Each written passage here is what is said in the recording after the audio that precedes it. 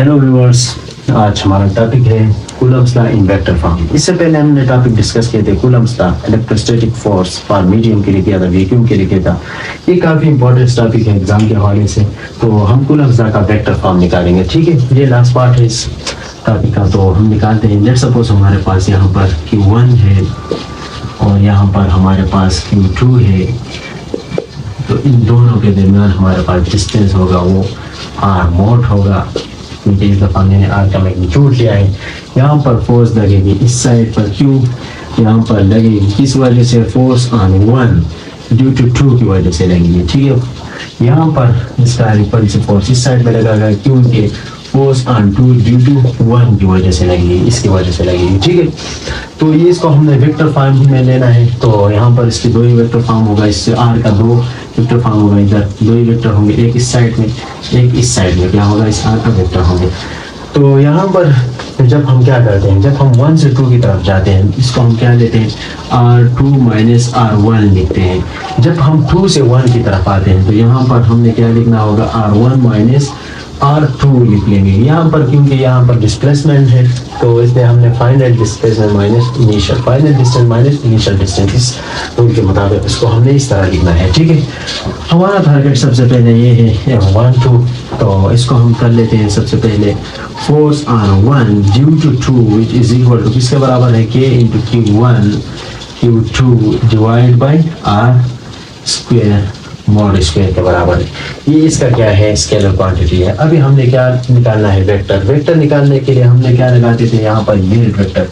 तो unit vector हमारे पास इधर कौन सा है, किसका यूनिट वेक्टर निकालेंगे।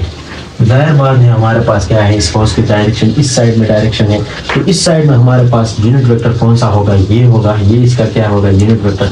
इसका हम यूनिट वेक्टर निकालेंगे तो क्या होगा, R1 का वेक्टर माइनस R2 वेक्टर, इसका हम क्या लेंगे, यूनिट वेक्टर। यूनिट वेक्टर हमें पता है किसके बराबर था।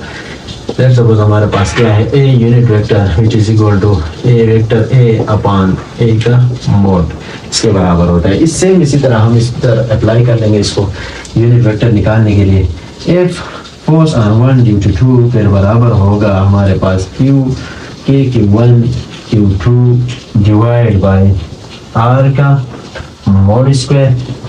तो यहाँ पर इसको यूनिट वेक्टर अप्लाई करते हैं तो हमारे पास क्या होगा, R1 minus R2 divide by R1 का मोड माइनस R2 का मोड है। तो ये इसका क्या हो गया, यूनिट वेक्टर, ठीक है।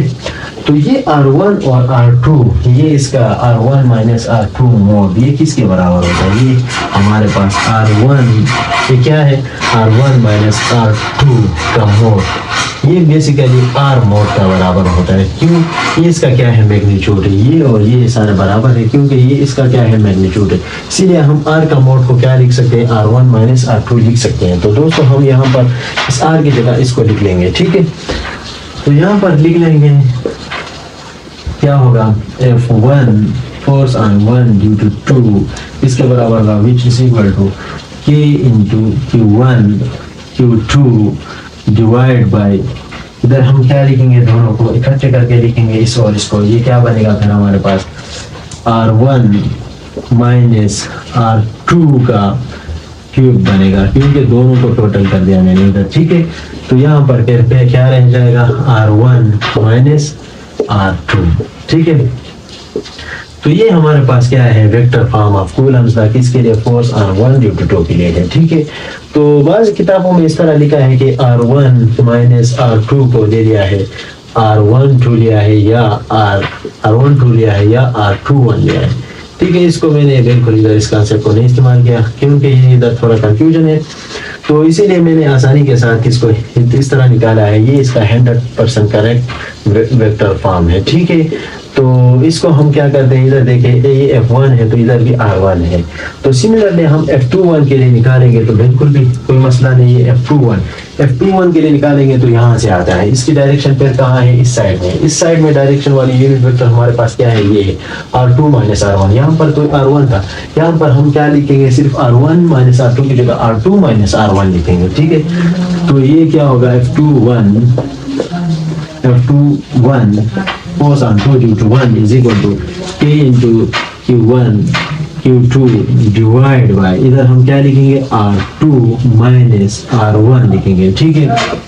R1 का मोड लिखेंगे इंटू क्यूब लिखेंगे। यहाँ पर हम क्या लिखेंगे, यहाँ पर R2 माइनस R1 का क्या लिखेंगे वेक्टर। इधर देखिए हमारे पास क्या हो गया, यहाँ पर R1 माइनस R2 था, तो यहाँ पर R2 माइनस R1, ये हमारे पास किसके लिए है, फोर्स R2 ड्यू टू 1 के लिए है।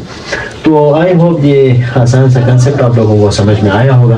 तो मजीद मेरे वीडियो देखने के लिए इस चैनल को सब्सक्राइब कर ले, बेल आइकन ज़रूर दबाएं और अपने दोस्तों के साथ इसको आगे ज़्यादा से ज़्यादा शेयर कर लें। ये काफ़ी इंपॉर्टेंट टॉपिक है। तो शुक्रिया, आज के लिए काफ़ी है। तो फिर अगले वीडियो में आप लोगों से मुलाकात होगी।